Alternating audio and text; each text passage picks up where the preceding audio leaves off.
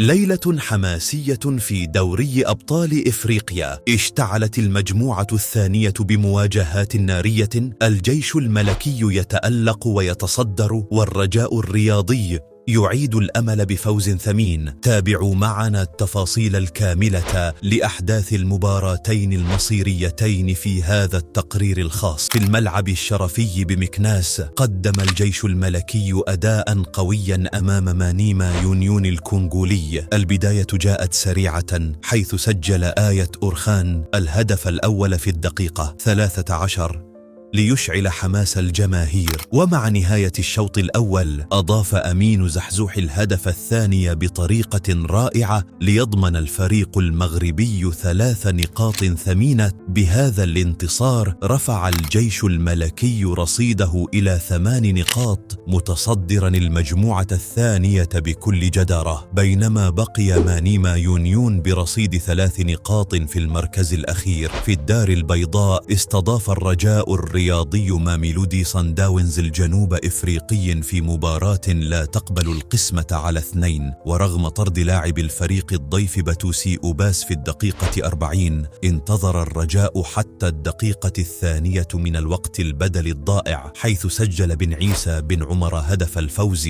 وسط فرحة كبيرة من الجماهير. المباراة شهدت أجواء متوترة في الشوط الثاني، حيث تلقى لاعب الرجاء مروان زيلا بطاقة حمراء في الدقيقة 80، وأعقبها طرد آخر للاعب صنداونز مادو خوليسو في الدقيقة 95. هذا الفوز رفع رصيد الرجاء إلى 4 نقاط ليبقي على آماله في التأهل، فيما تراجع ماميلودي صنداونز إلى المركز الثاني برصيد 5 نقاط. مواجهات المجموعة الثانية تزداد إثارة وتشويقا مع اقتراب الحسم. الجيش الملكي يثبت نفسه في الصدارة، والرجاء يعيد الأمل لجماهيره. الأنظار الآن تتجه نحو المواجهة القادمة بين الجيش الملكي والرجاء، مباراة مصيرية للفريقين ستحدد معالم التأهل. من برأيكم الأقرب للتأهل إلى الدور القادم؟ شاركونا توقعاتكم في التعليقات، ولا تنسوا متابعة قناتنا للمزيد من الأحداث الرياضية.